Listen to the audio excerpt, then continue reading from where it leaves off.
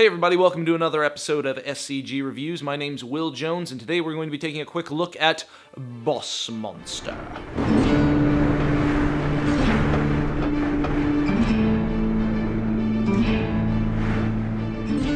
Boss Monster is a card-based dungeon construction and defense game for 2 to 4 players. In this game, we have the familiar trope of Dungeons & Dragons type fantasy heroes going on quests into dungeons, gathering loot, and trying to defeat evil beasts for the betterment of the kingdom. Except in Boss Monster, it's reversed, and you are the monster defending your dungeon against the forces of good. Each player will take on the mantle of a rival evil overlord and painstakingly construct their dungeon one room at a time to create the best, deadliest lair for themselves. However, you won't be left to do it peacefully. From the nearby towns, sword-wielding fighters and powerful wizards will delve into your home and try to kill you where you sleep, just so that they can parade your blood-stained carcass around the town square for pride and money. This has actually become a very popular counter-trope in gaming, especially video games, over the last few years. Titles like Dungeon Keeper and similar things have given rise to the idea of, okay, I'm the bad guy and I'm defending myself against good guys. Boss Monster even acknowledges the video game roots of the idea because all the art is in this very 8-bit style that's also become very popular recently. Nostalgia is very much a thing, especially here for the generation of people who grew up with those 8-bit and 16-bit video games. It's very fun when you get the boss that's Father Brain, which is obviously a very direct Metroid ripoff,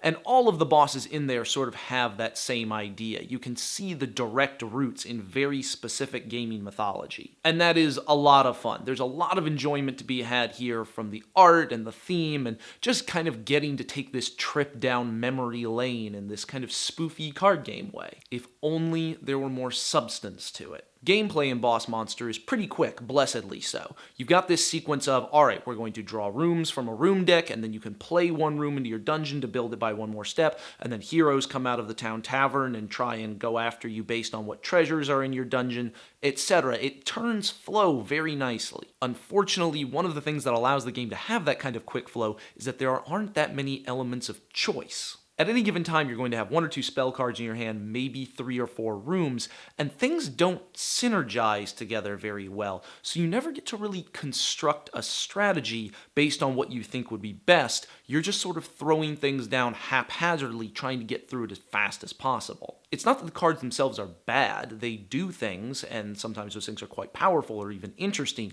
but you keep getting the sense that it's the agency of the cards or the randomness of the deck that's making decisions. Really what it's missing is a sense of what to do next. You'll often look at your hand and go, I want to play this card because it's quite good, but then you'll almost never look at your hand and say, and this is what I want to play after that because it synergizes really well with the previous cards I've played. That's what separates a well-designed game from a game with well-designed cards, and Boss Monster is not a well-designed game. Heroes in Boss Monster choose which dungeon they want to attack based on which dungeon has the most treasures that they prefer.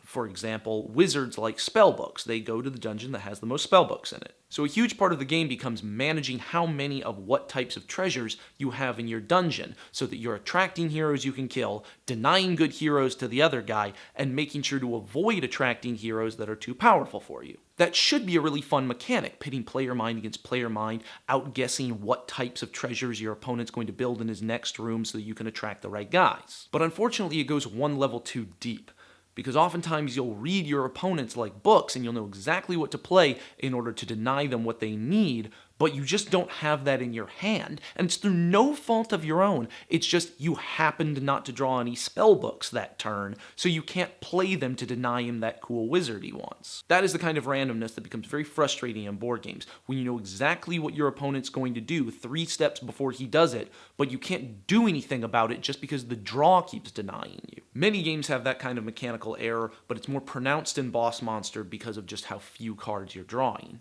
Replayability is a huge problem in Boss Monster. There just aren't that many cards. For example, there are 8 boss cards in the entire deck, which means that after you've played 8 games, you've played with all the bosses. Now, some people might say, 8 games isn't that bad. I'm not going to play more than 8 run-throughs of most games just before I decide to move on to things.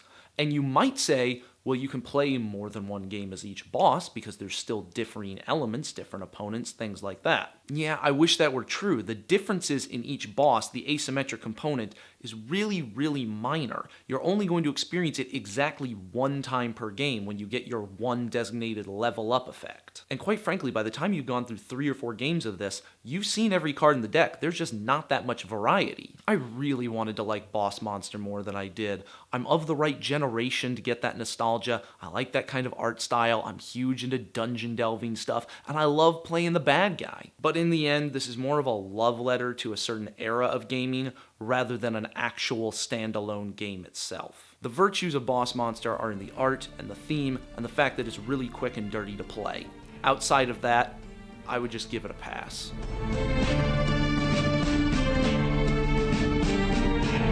And so that's our review of Boss Monster. Really hope you found it helpful. Go ahead and click below to like and subscribe to us for more great content from Stone Circle Games. And until then, have fun around the table.